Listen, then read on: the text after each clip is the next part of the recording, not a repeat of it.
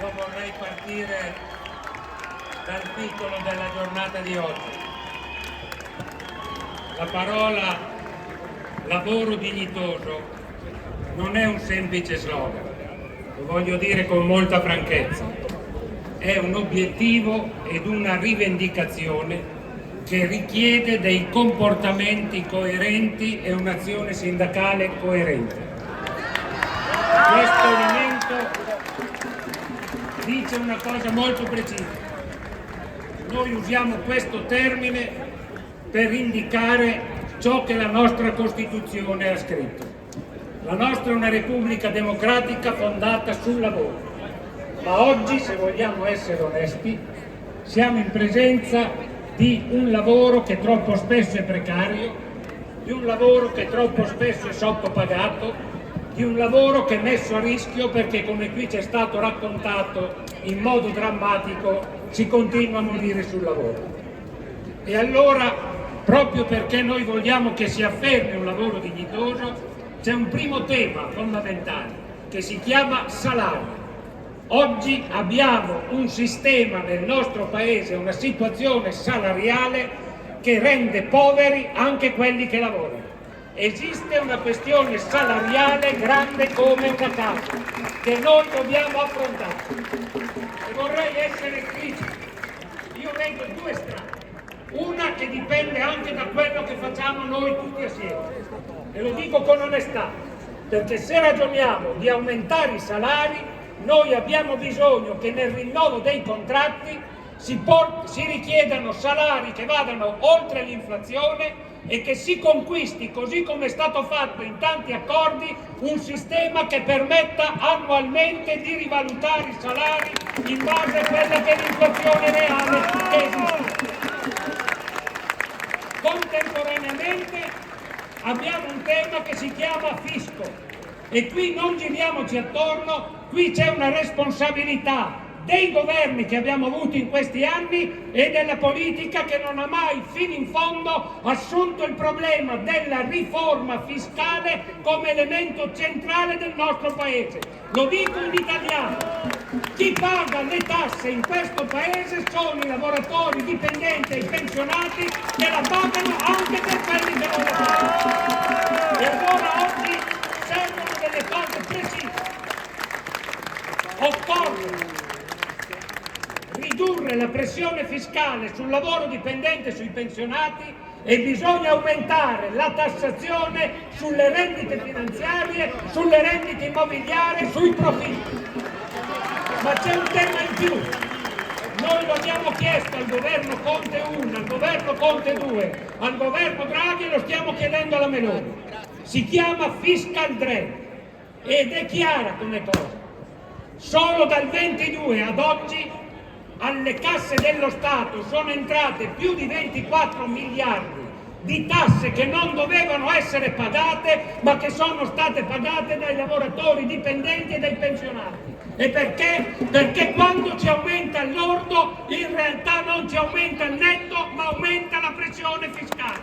E per eliminare questo punto si può fare una cosa semplicissima. Si deve introdurre un meccanismo di rivalutazione automatica annua delle detrazioni e di modifica delle scaglioni. Lo dico perché, conti alla mano, nel 2026, quindi non negli anni passati, quest'anno, se non si interviene cancellando il fiscal drain, un salario che supera i 30.000 euro lordi verserà più di 1.000 euro di tasse che non dovrebbe pagare. È chiaro di quello che stiamo parlando? E qui non ci sono propagande da fare, qui c'è da fare un intervento. Vale per i lavoratori dipendenti e vale per i pensionati. Che se la vogliamo dire in italiano, anche qui c'è un altro tema. Bassi salari e basse pensioni determinano anche un'altra situazione, che è questa. Siamo al fenomeno che ci sono persone, ed in particolare anziani, che non hanno i soldi per potersi curare. È vero o non è vero? Ci sono o non ci sono milioni di persone che non hanno i soldi per curarsi o che per curarsi sono costretti a dover pagare un'altra volta oltre i contributi che si versano. E allora qui si pone un altro tema. Quando si parla di tutela del potere d'acquisto, non è solo quanto mi aumenta il salario, ma è anche quanto mi vengono garantiti i diritti che dovrei aver garantito. La salute è un diritto universale e deve essere pubblico e nessuno deve pagare per curarsi, ma tutti devono avere il diritto di essere curati. E lo voglio dire con chiarezza. La sanità deve essere pubblica. Io rispetto le persone che lavorano anche nei servizi privati, vorrei essere chiaro, e sono anni che non gli rinnovano i contratti, diciamolo anche qui. Ma c'è un tema di fondo che va garantito. Il servizio sanitario pubblico e universale deve essere l'elemento centrale. E oggi, se vogliamo ridurre le liste d'attesa, abbiamo bisogno di aumentare il numero di medici, di infermieri, di investire sul territorio. Allora questa e le risorse non vanno spese in armi, le risorse vanno spese nella sanità, nei diritti. E c'è un altro tema.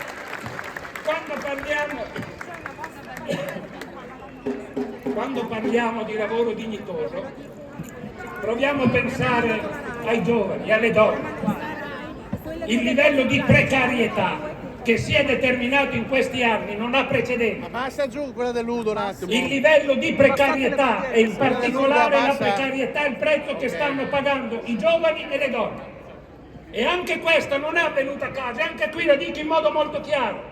Non è un problema solo dell'ultimo governo, è un problema di tutti i governi che negli ultimi 25 anni ci sono stati, che hanno fatto politiche balorde e hanno accettato l'idea che lasciare libero al mercato avrebbe migliorato la condizione. È un errore, basta! È ora che cambiamo quella logica. Qui lo si diceva, l'hanno detto sia Daniela che Pierpaolo, ma è normale che noi continuiamo ad essere un paese che invecchia, che fa nascere meno figli e abbiamo un numero sempre più alto di giovani che se ne vanno via dal nostro paese? Noi abbiamo bisogno dell'intelligenza delle persone se vogliamo far crescere questo paese. E se vuoi affermarlo, questi lavoratori vanno via non solo perché dalle altre parti prendono più soldi, ma perché si realizzano anche nel lavoro che fanno. Fatemela dire da patriota. Noi italiani abbiamo tanti difetti, tutti lo sanno, ma c'è un elemento che ci è riconosciuto e che ho imparato e riconosciuto in tutto il mondo, che il livello di creatività, di lavorare, di saper risolvere i problemi che abbiamo noi non ce l'ha nessuno. E non è un caso che questi giovani che vanno all'estero difficilmente tornano, non solo perché prendono di più, ma perché nel lavoro che fanno si realizzano. Perché il lavoro è dignità non solo se mi paghi bene, ma il lavoro è dignità se io posso usare la mia intelligenza e realizzarmi nel lavoro che faccio. E quindi che non sono sfruttato, che vengo valorizzato per il merito e per le competenze che ho. E la stessa cosa oggi vale per le donne. Ce la vogliamo dire anche qui in italiano? Qui c'è un tema di fondo che riguarda anche noi uomini, se vogliamo essere onesti. E il primo passaggio è non se solo si riconoscono alle donne il lavoro di cura, no, il messaggio che dobbiamo mandare è la redistribuzione del lavoro di cura e contemporaneamente la richiesta del riconoscimento economico del lavoro di cura. E allora se tu vuoi rilanciare questa cosa, allora devi fare gli asili, allora devi fare i congedi paritari, allora devi determinare un cambiamento che è anche un cambiamento culturale. E questo elemento io credo che sia un punto di fondo che deve essere affrontato.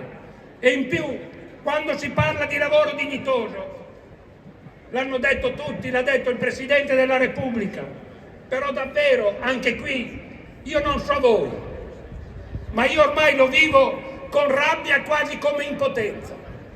Tutte le volte che arriva una notizia, ormai non passa giorno che non arrivi, di un morto sul lavoro, io lo vivo come un colpo al mio fare sindacalista, perché vuol dire che non ce l'ho fatta a fermare quella cosa. Allora, qui c'è un punto. Guardate, non giriamoci attorno. Se in Italia c'è un livello di morti e di infortuni sul lavoro più alto di tutta Europa, è perché in questi anni si è affermato in Italia chi lavora, visto che questa è la festa. E io banalmente sfido chiunque, da quel decreto lunedì arriva €1 ai lavoratori o alle lavoratrici di questo paese? No. Gli unici soldi vanno alle imprese che assumono. Io non ho nulla contro questo, ma ho imparato, ormai ho capelli bianchi, che un'impresa per assumere ha bisogno di lavorare. E quando questo è il punto di fondo, non altre cose che rischiano di essere cacciate via. E ora vorrei chiudere perché è finito il tempo. Su un punto vorrei chiudere. Si chiama pace. Pace. Vorrei che fosse chiaro. La pace è la condizione per il lavoro dignitoso. Senza pace non c'è lavoro dignitoso. E diciamolo in italiano, le guerre, anche qui, condivido al 100% ciò che ha detto in questi giorni il Papa. Non esistono guerre giuste, non esistono. E se ci pensate un attimo, non c'è un problema che la guerra ha risolto. La guerra produce solo altre guerre e chi le paga sono i lavoratori e le lavoratrici di tutto il mondo. E allora, proprio perché il 1° maggio nasce da una lotta internazionale delle lavoratrici e dei lavoratori, nasce così. E allora, mai come adesso, noi dobbiamo lanciare una nuova battaglia internazionale che veda tutti i lavoratori, tutte le lavoratrici di tutto il mondo, di tutte le nazioni, di tutte le religioni, scendere in piazza per dire basta guerra, per fermare la guerra e per dire pace e no agli investimenti in armi. Dobbiamo investire in sanità, nella scuola e per questo ce la possiamo fare. Viva il 1° maggio, vivano i sindacati confederati!